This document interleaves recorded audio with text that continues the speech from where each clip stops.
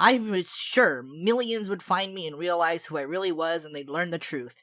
Yet at the same time, I had to be secretive about it and only let people figure it out rather than me saying anything. A body has been discovered!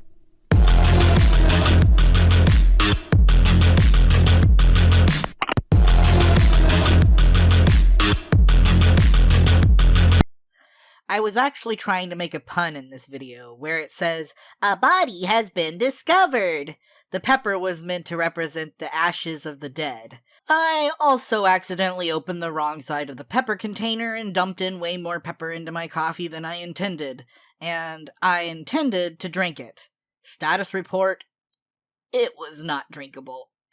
I was also having a delusion at the time that I had an entire family in my head, and I was the kids pranking Dad. We were celestial beings, all of us. Nigga wanna see me fall. Stephen Curry, how I ball. Gosha garments and a white 3 on my body. I'm an icon, man. And my girl about it.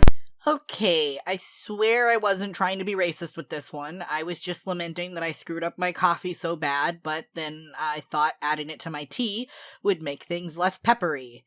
I thought the song fit well with my lament, and the black pepper has nothing to do with the N-word being used in the song. I was just actually paying attention to the other lyrics. Just, thought I'd make that clear here, because I can see where that'd look really bad on my part. In my manic state, I barely even registered the ramifications of certain slang words. Honey, the kids put pepper in the coffee and I don't know how to drink it anymore. It's not drinkable. Oh, I can fix that, darling.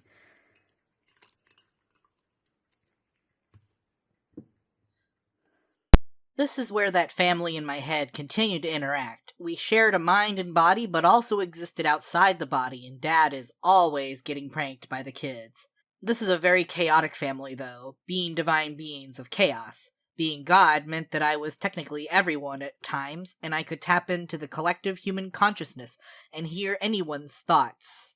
I'm gonna take my horse to the old town road. I'm gonna ride till I can't no more. I'm gonna take my horse to the old town road. I'm gonna ride till I can't no more. I got the...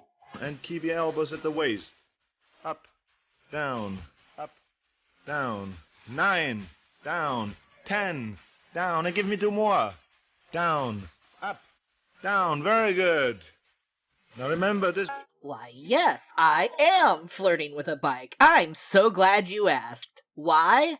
Well, because my wife wasn't just in my head. You see, my wife was not a physical being, but was always with me in some way, shape, or form. She was the planet, Mother Earth.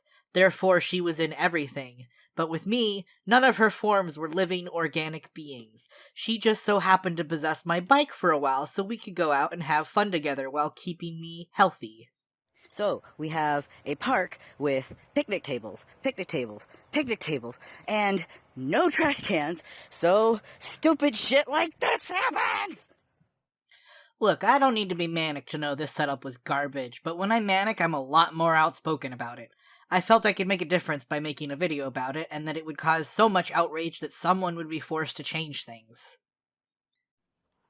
So, this is my whale sheep. I've had him for a long time. He's a comfort item. I call him whale sheep because he makes whale noises.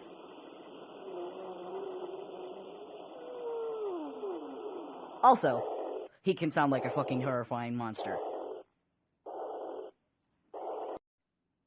Okay, so, might as well introduce myself. I'm Jack, Jitterbug Jive. I've been struggling with bipolar mania for the last month now, and TikTok has been helping me to get through it, so thank you, TikTok, so much. I really appreciate it. Manic episodes can last a really long time if they're not properly managed, and the hardest thing is someone who is manic is often going to be very resistant to getting treatment, be it from paranoia or feeling like they're finally right in the world and experiencing a spiritual awakening. They can also get treatment only to leave early because of drastic change of mind, as they may suddenly feel trapped or that they are cured. Both times I've been manic, I had to go to the hospital multiple times before I stayed long enough to actually get back to my baseline.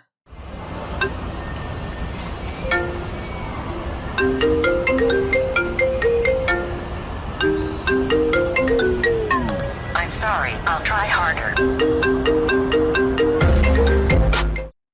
Timing was incredibly important to me in my manic state. I often felt like the various sounds and actions in the world were synced in specific ways to communicate to me.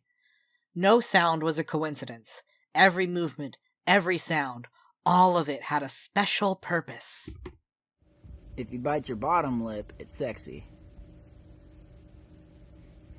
If you bite your top lip, you look like a fucking piranha. This is not my voice, if it wasn't obvious by the second half of the clip.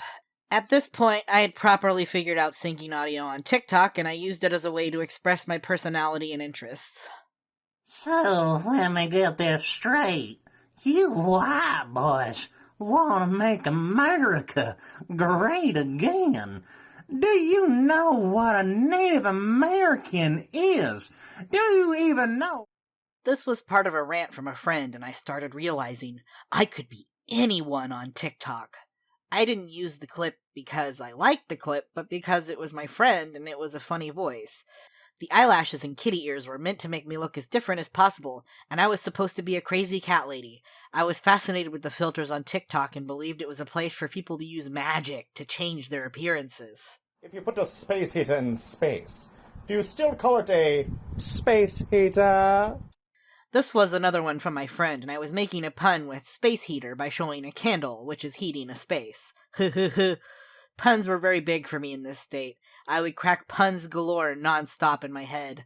A lot of puns for the sake of puns from someone in psychosis is known as clang association, where people use similar words for usually nonsensical reasons. Usually it's rhymes, but puns are technically a part of it too. When you get a tune stuck in your head.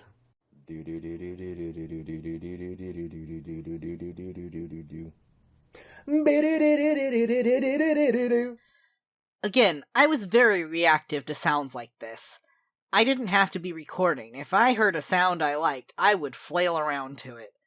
I believe it's a form of stimming for me, and when I'm manic, I stim way more than usual with almost zero control over it. This message is for all of my friends, so if you're not my friend, just keep scrolling. Go on. Only my friends. Wait. Did everybody scroll? Aww. As much as I loved syncing, I wasn't the best at it because I couldn't pay attention and focus long enough to fully lip-sync what I was recording a lot of the time. And rather than fix it, I believed I needed to show my flaws and all to the world, so I'd post them even when they weren't synced up. Also, I was too impatient to do retakes. And this is how I stretch. And I will always love you. Oh god, that felt good.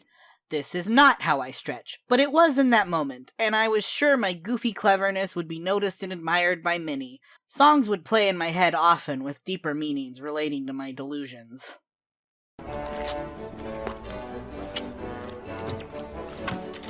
Viola, darling, remember, shoot like you'd have a secret.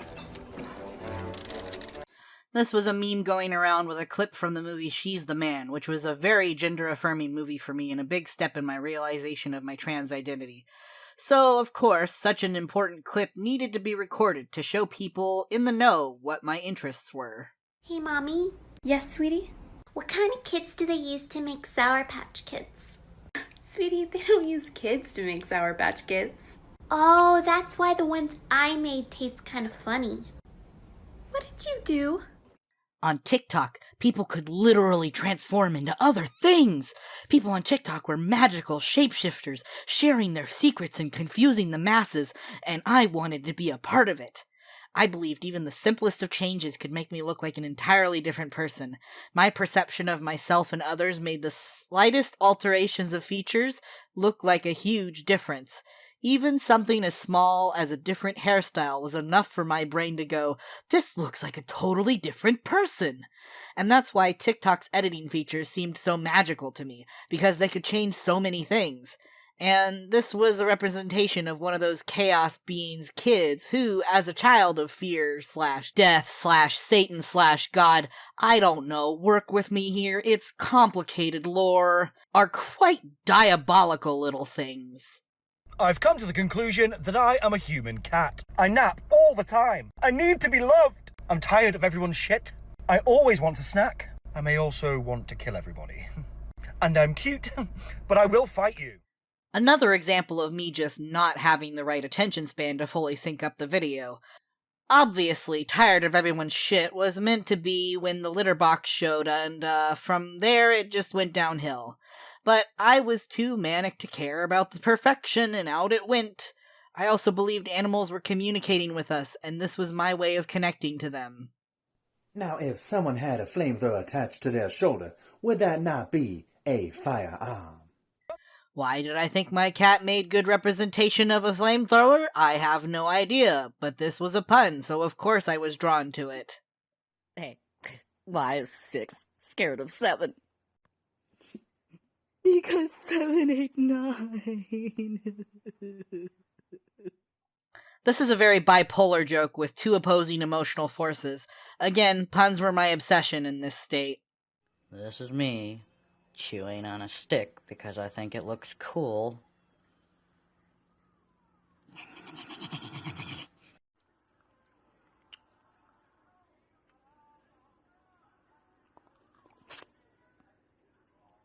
I didn't do anything.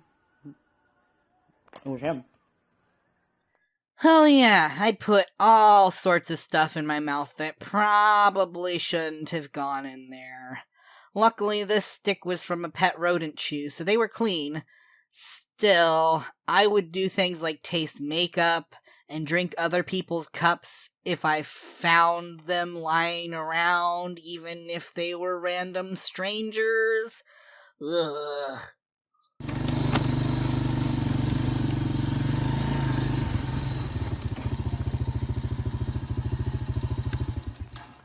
Ah, peace and quiet. Oh, I also believed I could communicate with my cat and project his actual thoughts through TikTok, proving that animals were learning how to talk to us. Okay, so, mystery time. For some reason, I keep finding random panties. Just panties. They're not mine. They're not mine. I don't remember these. These aren't mine. I don't know where they came from. I did not steal them. They are just here. Why? Why? Why? I know this sounds like a conspiracy, but we really, truly had no idea whose panties those were, or how they got there. And it actually was true that growing up I would find underwear that's not mine in my drawers, usually from friends leaving them there, most likely. I wouldn't have been bold enough to talk about this little conspiracy on my own, that's for sure. This is how you know you've been married too long. So my husband makes me my coffee today, right? And as he's walking out the front door to go to work, he winks at me. I have literally never been so scared to drink anything in my entire life. The inner family and back, and there was this running theme in my head that everyone was unnecessarily scared of the dad, or rather, they had good reason since he was God/death, but here he was meaning to show that actually the special thing he added to his wife's drink was nutmeg, and she was being paranoid. Of course, I picked nutmeg because if you have a nutmeg overdose, you'll feel some of the worst things in your life as a result. Thankfully, I did not use too much nutmeg and remained overdose-free. This doesn't mean it won't happen in the future, cause it very well could. Hi, I'm the Pixar lamp, and long story short, I fucking hate the letter I. Fuck you, asshole! I could also communicate with objects, not just animals, and literally everyone in the world. In my world, everything was alive. Everything had a purpose. And the next few videos are just random silly things I threw together when manic with no real deep content behind it. I thought I was a genius with the effects, by the way. This next one is my magnum opus of representing mania. If I don't drink my fish, my wife is gonna kill me. Honey? Yes, dear? It has it all. It has unkempt hair, wild eyes, wrapped in an eyeball blanket, half naked while saying nonsense things while expressing paranoia and then switching personality as the other person. This wasn't just a gag. I legitimately felt I was the husband and wife, as I had said before. Actually, you'll learn in a bit how drink my fish actually makes sense, but I'm doing these in order, so here's a couple random ones before I show it. They tried to put me on the cover of Vogue, but my legs were too long. Every day is leg day. Monday, Tuesday, Wednesday. Thighs, calves, all the... Yee. Yee yee. Yee.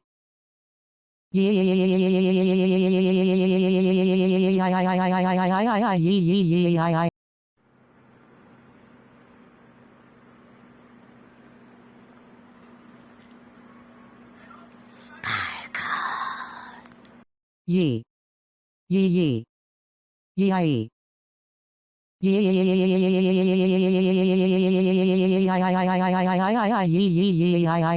Welcome to the life of an adult child. You wake up, it's time for coffee. Take a shower, it's time for coffee. Go to work, it's time for coffee. Get fired, it's time for coffee. And by 5 o'clock, it should be time for coffee.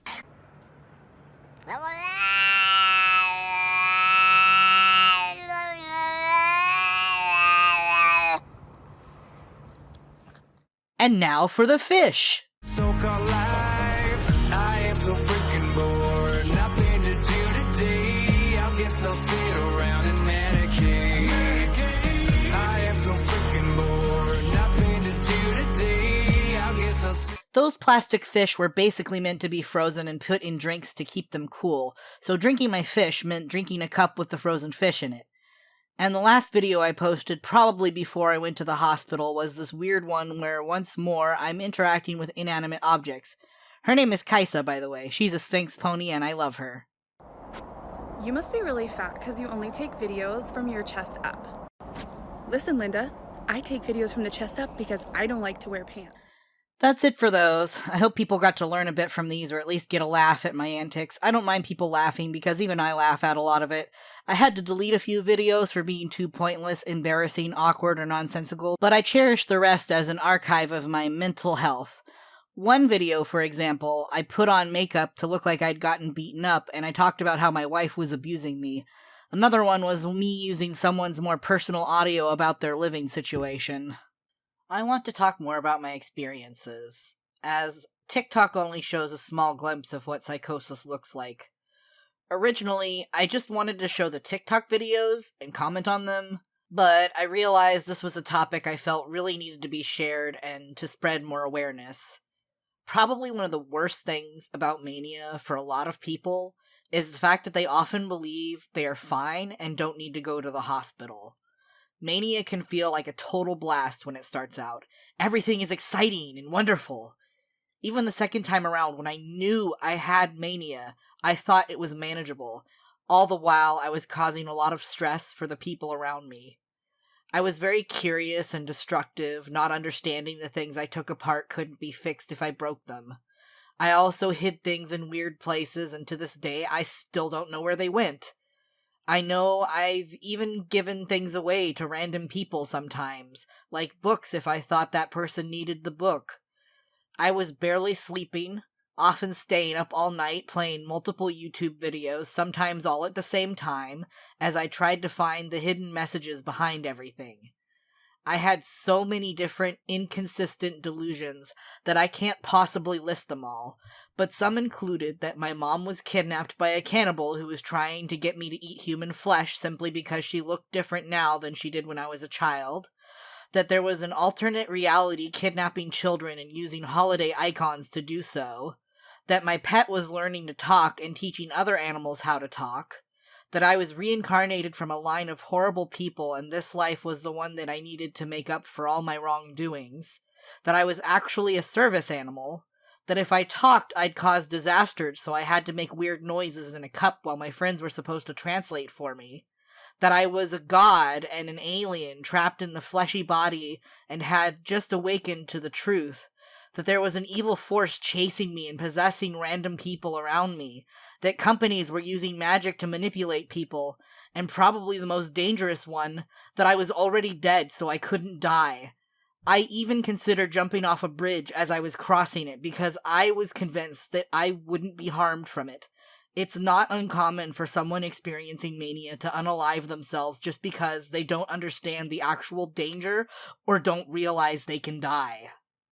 Something that people need to be aware of is that psychosis can happen to anyone, not just people with a genetic history of psychotic symptoms.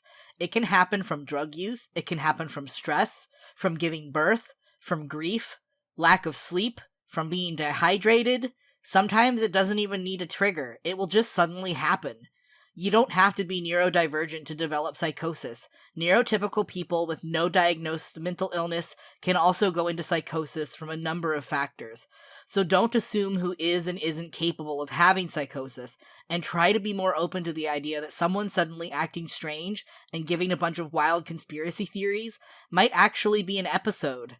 I've seen far too many people who seem very obvious to me as experiencing psychosis, but most people don't know how to recognize it, so they'll accuse them of lying and creating drama or being evil, when really they believe everything they're saying and have no control over their actions. My first manic episode started with me thinking I had made a psychological breakthrough, an epiphany. In reality, a lot of it was fairly basic stuff. But in that moment, I thought I'd found the answer to everything in the psychological world. Thankfully, I recorded some of my ramblings so you can hear what the start of mania can sound like. The first thing you'll notice is that I had a hard time focusing at first and forgot what I'd just said, showing my abysmal attention span in that state. Communicated with and open to it, that's when we can be healthy. You want to repeat that again? I can record it for you. I don't know what I said. I got the end of it. Oh. I said... Where did I start? Why communication seems so hard. Oh, yeah, okay, yeah. Why communication seems so hard is because, I'm spacing out.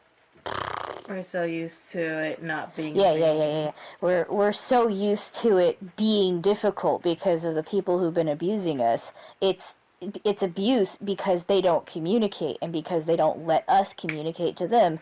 So we basically get into this mindset where we're thinking, oh, that's just how it is. It doesn't work. Because every time you see it, it seems obvious because you see it in front of you all the time. You see people say stuff like, oh, you need to learn to love yourself and, all these things. You see it in front of your face, but you still can't register it because you look at what you're dealing with at the time with the abusers and you say, no, it doesn't work. And the only way to be healthy is if you can accept that, yes, sometimes it doesn't work with some people, but that doesn't mean it won't work with all people. Just as much as it won't work with some people, it absolutely will work with other people. And just like how abuse and attacking people spreads more abuse and fear because abuse is stemmed from fear, spreading hope and good messages and good vibes and treating people nicely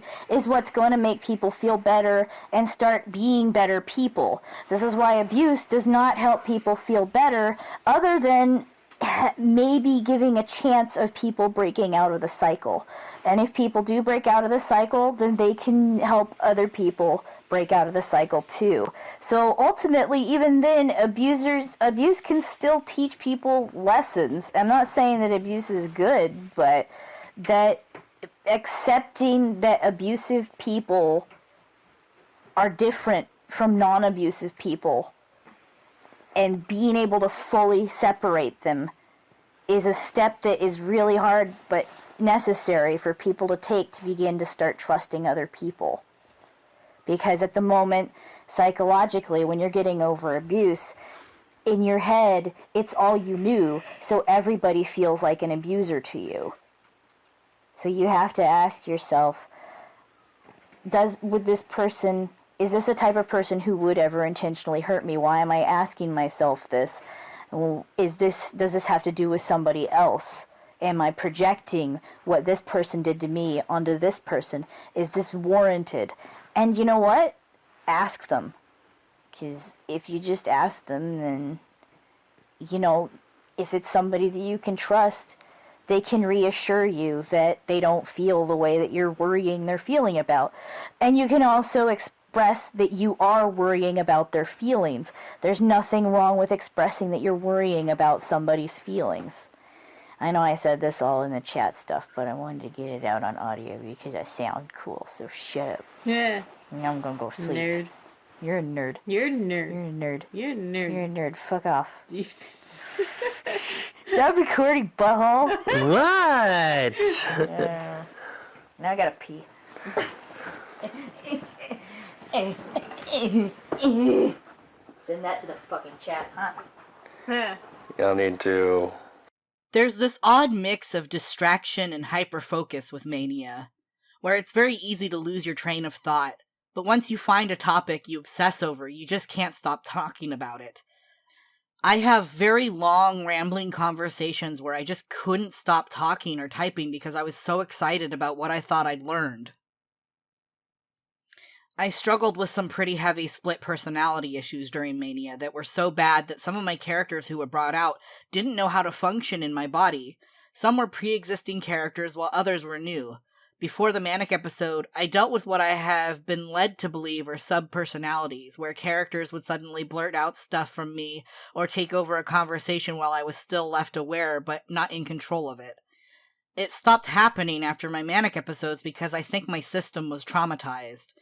I'm going to share something I wrote to a friend when I was manic, and believed people with mental illness had a creature inside them that would function for them and explained odd behaviors. I start out talking as myself, but then switch to the creature I had a symbiotic relationship to. Okay, here we go. I found out the reason I couldn't continue was because I myself was ashamed of what I once believed in.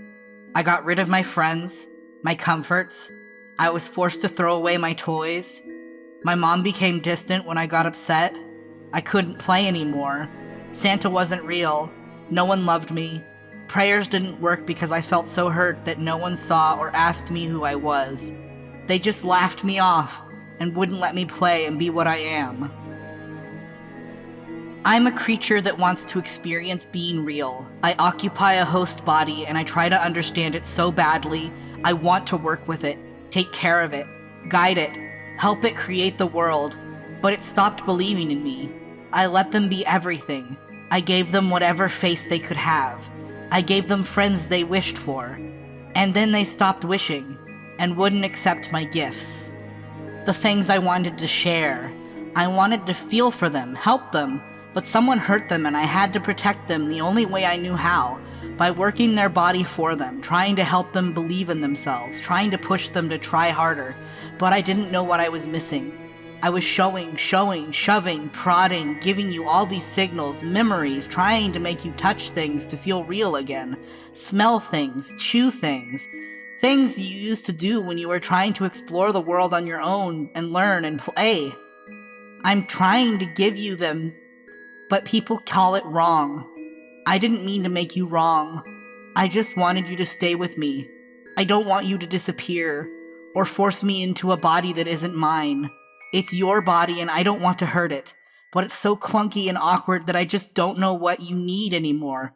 So I try to study the world and remember for you when you can't, when it's too hard, and I show you in my own ways who you are, through the only way you believe in me, your imagination. And I'm so happy you share me with the world, but then you don't believe in yourself. You don't love yourself. I feel like you don't love me. So I try to be meaner, to maybe slap you back to reality, and it only makes you hate me more, because that's all I learned from your world, your confusing, beautiful world. I can sense when things will happen. I can see all of time, and I'm trying to give it to you. And you make it make-believe. I try to warn you about all the ends of the world. I show you the stars you wish to be in, and you put it in textbooks and read about it instead, thinking of it as fact or fiction and writing off what I wanted to show you as fiction. I love you. We all love you. Like you love us. You see us in pain every day and don't know what to do to help us, because we don't know you. You don't understand us, so we get called a symptom and you feel broken and we feel like we did something wrong. And we're so scared to talk to you because you're so mad and confused that you don't want to see us anymore when we're trying to let you dream. Sleeping to sheep, looking at the stars, howling at the moon, being an animal, giving you a best friend. We gave you whatever you wished for, and then you stopped accepting our gifts, and we weren't sure why. So we're trying, and you'll get there. We just need to show you we love you more. You always knew we were here, giving you this power to wish. You see us every day and you love us because you feel connected but consider us fantasy. We're aliens trying to understand and work with humans and improve upon them, not understanding we were hurting you because we just wanted to balance your universe. We time travel for you. We warn you of what's to come. We can let you be anything you want if you just let us show you. We're changing. Life is changing. Can you do us a favor when you've processed? This must be intimidating for you. We get too excited and don't know how to hold back, and we're still trying to learn. But if you could just go out at night and look up at the stars and thank them for giving you dreams of exploring them, it would make us smile just to know we helped you. We love you. We want you to love you, so you can love us again. Please don't go away. And that's all of it. Whew, that was a lot. And at the time, it felt like the most important thing I could ever say or share. This was rough for me, because it was one of the last things I sent to my friend before they disappeared, and I often wonder if I had pushed them away with my insanity. It was so rough in the moment, because I was trying to reach out to people and make them see what I saw, which is common for mania, and very frustrating because, of course, other people aren't going to understand, no matter how desperate I was to share it with them. One way I dealt with the rapid cycling of alters taking over was by getting them art supplies to play around with, mostly childish things because quite a lot of the alters were coming from a place of childhood trauma. I allowed these alters to draw, color in a coloring book, and make craft projects. I drew mostly traditionally in this state, though there were a few digital artworks as well from both episodes of my mania. A common thing you can see here is alien writing, which I believed was a secret true language of the many alien beings within me, which I considered muses. This one here is interesting because I specifically drew Nurse Redheart with hairbands around her wrists, because I had the delusion that hairbands were a sign of control from an abusive force, and I had seen a nurse with a bunch of them on her wrists when I was in the hospital. This one was what I felt was my soul galaxy looked like, because every soul has a galaxy according to my manic thoughts. These are supposed to be the parents of creation, or at least all dark things. The mad scientist mom and the groom who is meant to be puppeted and carried. Together they create many horrors in the world. Pandora's box was a craft project, a box that could be decorated with little fake gemstone stickers. I let the various characters decorate the box and they fought over how it should look. Here's what I had to say about the box after I had decorated it. Remember, this is written while I'm still manic. This is Pandora's box. It's a jewelry box that I bought for my alts to decorate and hold stickers, crafts, random small finds from outside, and crayons. Originally, Jessica was the first to try the box, but she only wanted to use purple, blue, and gold. She decorated the butterfly first and put it in a box to keep it safe, and then made a star butterfly on the outside. Next is an alt who still hasn't revealed themselves yet, who made the pink-eyed flower and that side of the box.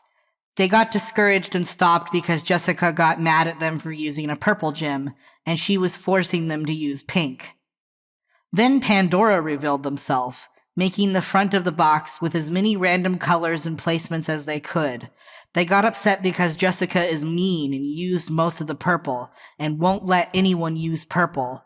They also said they make messes and do a lot of gross things that no one likes, but they are just testing things and trying to help, but no one lets them clean up their own messes.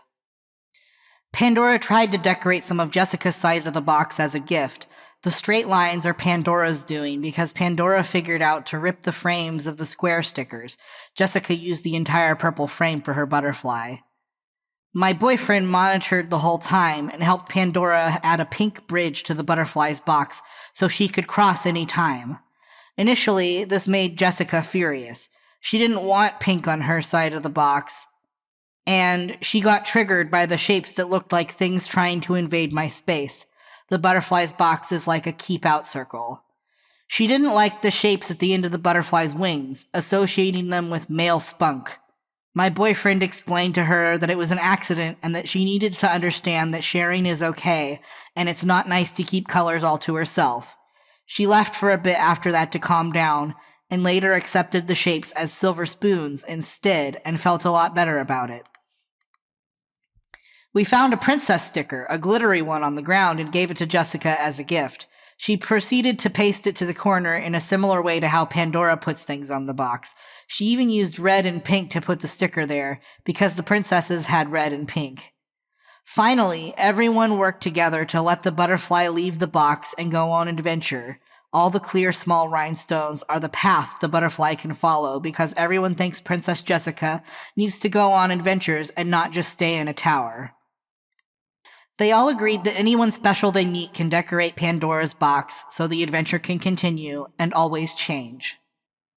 That's the end of the post, and I really did let other people decorate the box. Mostly children who I'd asked to pick out a sticker and place it somewhere. Something else I got excited about the box was when I realized how it reflected the sunlight, making a space-like pattern on the wall, which made me feel like the box could create galaxies. I also started writing a story about Pandora's box, but I never continued it like I had promised I would, and now I have no recollection of what it was supposed to be. It's an interesting little story, so I'll go ahead and read it. Once upon a time, there was a box. A box that was all alone and couldn't even open itself to see what was inside. It was a very plain box, you see, and the box always wondered why it was there. If only someone would come to open the box and show it what was inside. The box waited and waited, and one day there was a daring hand that opened the box, the hand of an adventurous king. The box wasn't sure what was inside, but the one who opened it immediately fell in love and took the box with him. He kept the box in a tower to keep it safe, keeping all its mysteries and treasures a secret, because they were too powerful to be in the wrong hands. He'd open the box in secret, all alone, and sometimes he'd share his adventures and treasures, putting them in the box for safekeeping. Everything the king treasured he put inside the box, and it made the box feel special and loved.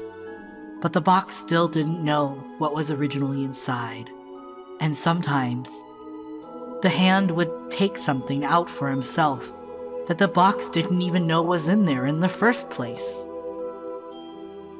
It was all very confusing. The box loved being given gifts and being kept safe in the tower. The box thought that it couldn't possibly be lonely now. But over time, it began to wonder again. What am I? And what's out there? The box couldn't speak, you see, for it could never ask the adventurer what was there. It could only see what was shown, and there wasn't much to see in that tower but a window and whatever was brought in from the outside. The box started to get jealous of the king. The box wanted so badly to see what it was the king saw. The box felt even more alone and more lost than ever, and sometimes it wished it was never opened or found. And for a long time, the king didn't come. Longer and longer, the box was left alone, and the king looked at it far less and less. The box began to think maybe whatever was inside wasn't really very special at all. Maybe the king stole it, and the box would never know what was inside. The box began to hate the king and the tower, but there was nothing the box could do but wait, all alone. To be continued. I'm kinda sad I never finished the story of Pandora's box. but I have no way of continuing it. One way you can tell I'm manic is that I will do the unthinkable. I will become active on Facebook. I remember making a new account there and trying to befriend as many people as possible based on what their avatars looked like. Then I suddenly realized all the people could see my thoughts, and I'd start blocking them based on if their avatars looked like a threat or not. I'd make weird, vague posts and try to contact people from the past, good or bad, and then abandon Facebook altogether once I had my fill of it. Both times I was experiencing mania, I went nuts on Facebook for a day or two before realizing I didn't want to be on Facebook. I also became obsessed with an old best friend who I was convinced I was in love with even though I hadn't seen them in years, and I tried and failed to get in contact with them again. Now I want to talk about the hospital. Almost every time I was sent to the hospital, I'd insist on going back home as soon as possible, and because I wasn't a danger to myself or others in their eyes, they had no choice but to let me go. This caused even more stress for those living with me, and it took multiple visits for me to finally recover. My last episode, the only reason I was kept there on hold for a week was because I threw a book at someone I believed to be possessed by an evil entity that was stalking me. They dodged the book, thank goodness, but it was enough for the hospital to consider me a threat to others, which meant I could not leave for at least a week, and this was thankfully enough time for me to come down from my mania. And this was a good hospital, unlike the first few hospitals I visited when I had my first episode.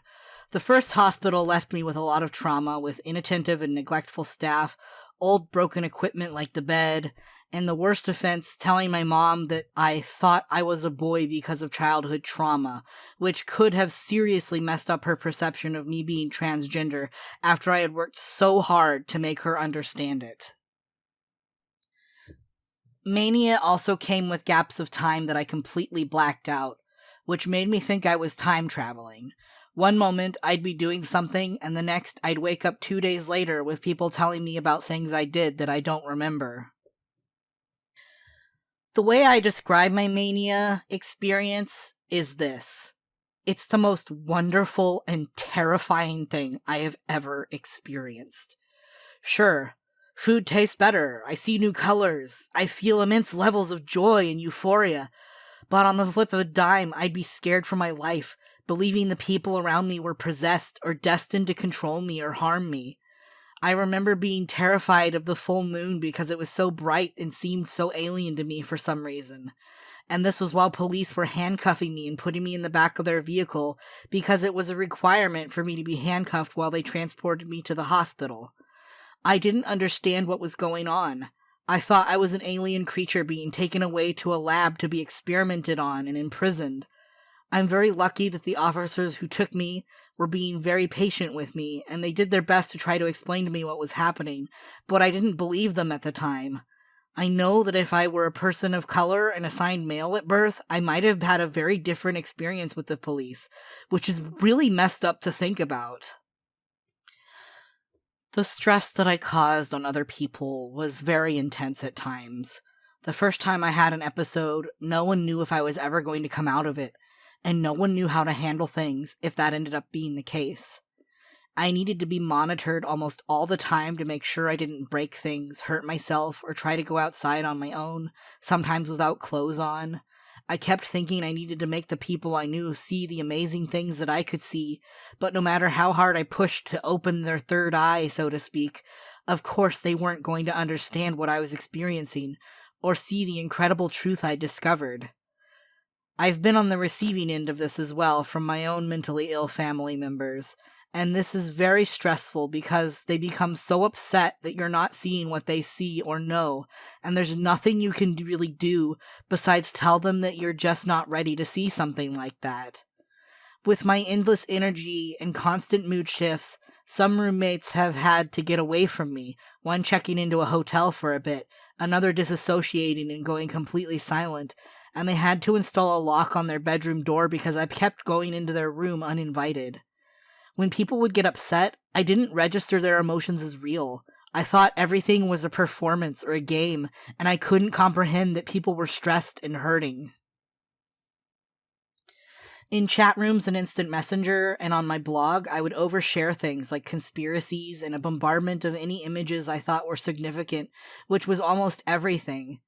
I would spam servers, spam my blog, endlessly posting until I got tired of it. I was so embarrassed by these actions when I came to that I left quite a few groups. I would also overshare things about myself that were either meant to be kept secret or weren't true. For example, I revealed a secret blog that I had that I wanted to keep separate from my identity to act as a safe space, and I permanently destroyed my safe space because of it.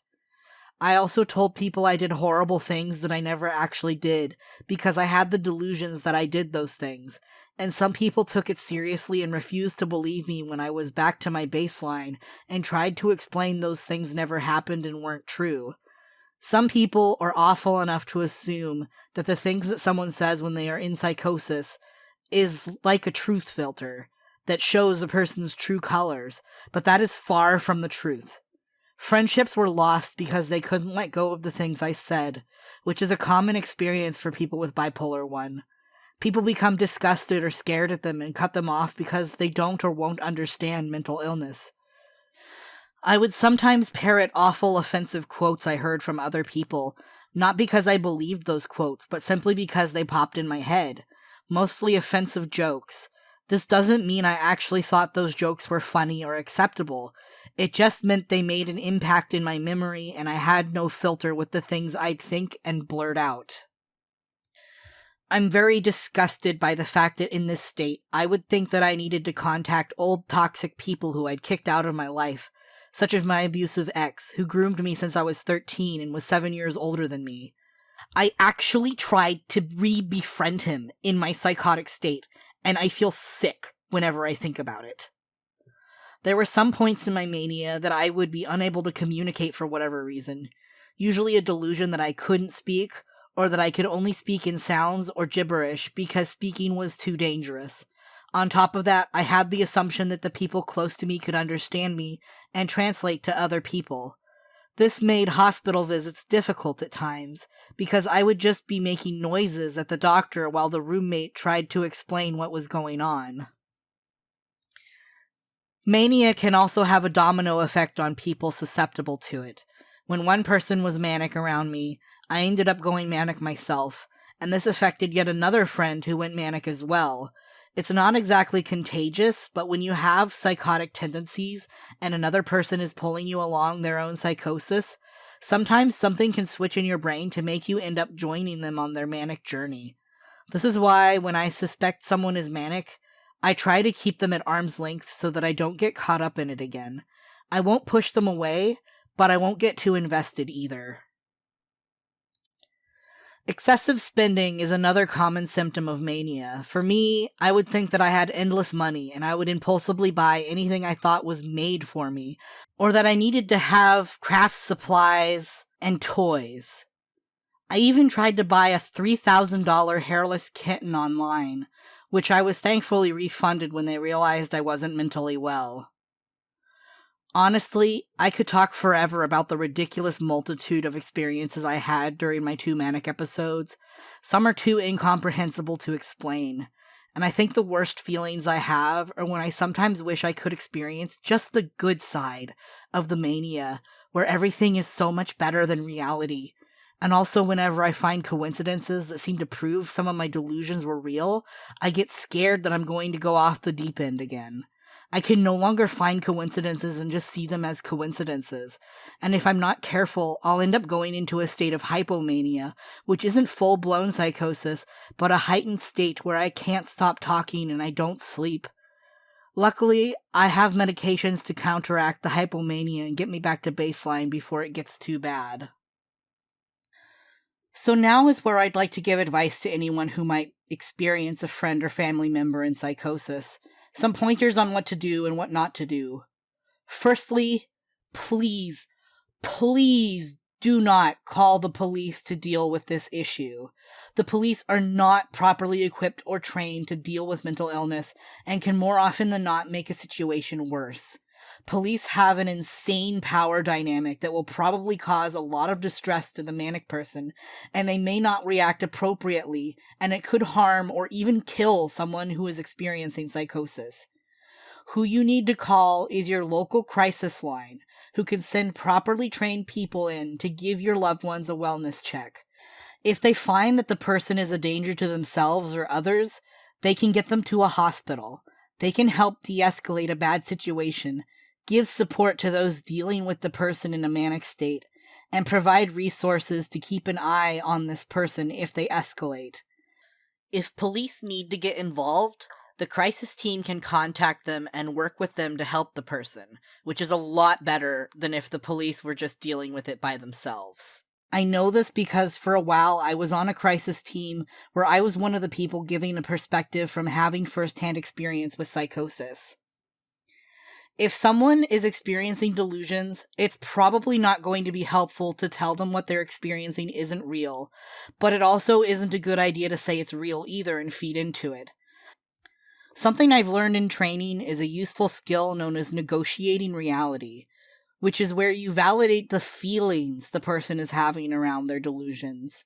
While their delusions may not be real, their feelings about those delusions very much are. And if those feelings are respected, they will be more likely to tell you what's going on and what's on their mind. They'll be more likely to trust you rather than see you as an enemy or someone they can't trust. An example of negotiating reality would be where someone says, "There are spies following me. They put cameras everywhere."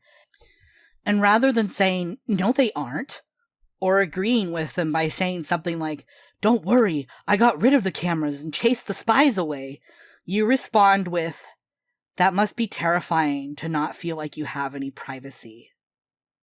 I'll show a clip of another example that was shown in my training, which I find very useful.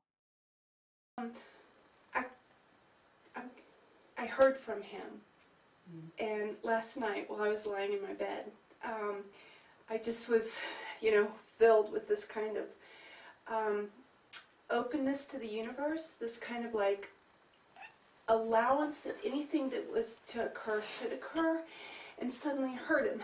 I heard his voice, and I couldn't believe it. And so I know it's hard, and you're the only one I would tell this to because I know that it's a little bit hard for other people to understand. So he was psychically communicating with me, and he asked me to marry him, and I just said yes, of course I'll marry you. So you knew something was happening? Oh yeah, I heard him. I heard him. So just describe to me how it was that you heard him, because I haven't had an experience like that. Just like, "Beth, will you marry me?" And I said, yes. That's how I heard him. It was in my whole body that I heard him. You just really felt it. Yeah. Wow. Yeah. And I can't wait. And I won't need my apartment anymore. So I came to turn in my keys so that, I'm confused. So why won't you need your apartment? He's coming to pick me up. And he's coming in a limo. And he's taking me away. And I just don't need anything. He's just said, walk out of your apartment, shut the door, give your keys back, and come with me. And I said, of course I will. Because that's what love is. That's what trust is. Absolute trust. That's what love is. Wow. I can't even imagine that kind of trust. Oh, open yourself up. It's so beautiful when you can just step outside of your fears, step outside of any of your dreads. Just own nothing, have nothing, and be open to the universe. I really hear that, and I have to say that I think fear still plays a big part in my decision making. This is part of a 10-minute video you can find on YouTube called Intentional Peer Support Roleplay Negotiating Reality. It's really interesting to watch, so I would suggest watching the whole thing, which I will link in the info section. In it, you can see how the peer works with the person in trying to help them realize that giving up their apartment to run away with this psychic man might not be a good idea, but without saying that it's not going to happen. Another important thing to note about dealing with someone in psychosis: please do not take anything personally. If they are saying things you know they'd never say in their stable mind, then don't assume that's how they really feel. For all you know, to this person you were just possessed by the devil and you're trying to test them, or you're an alien who replaced their friend, or something else entirely that changes their perception of you. I've been called a lot of nasty things by people in psychosis, but I understand now that their minds were likely in a fight or flight mode in high extremes, and their reactions were more out of stress than anything they had against me personally. People may say some scary or hurtful things in this state, but they probably are going to seriously regret it once they come out of it, and it's hard enough to make amends after having an episode. The last thing these people need is to have grudges against them for things they could not control. My experience had me convinced of all sorts of truths, and I admit some of my experiences during Mania have shaped my current spiritual beliefs, but I won't get into that because it's incredibly complex and personal. But the constant fear of losing myself is always there. I never want to experience Mania again, but there's always a chance that my meds will stop being enough and I'll need new medications to balance me out again, or that something will trigger an episode like a change of season, or the death of a loved one, or someone else is having an episode. I never want to be in that kind of state again, but I also have to accept that it's always a possibility, and I just have to trust that the more it happens, the better it will be handled. I think that's about all I have to say about this. I want to use my experience to inform others and help other people like me, and I have a job that allows me to do that. I was scared I wouldn't be able to hold a proper job, and that a prospect of a career in mental health would be impossible for me to keep because of my condition. But I found that my condition can be a part of my job now, and if I do lose myself again, my coworkers and supervisors will understand and let me recover without getting in the way of keeping my job. Thank you for listening. I hope you learned something or even feel a connection if you've experienced psychosis. You're not alone. And if anyone has questions, feel free to ask. I'll try to check back on occasion to make sure I'm able to answer any questions I can.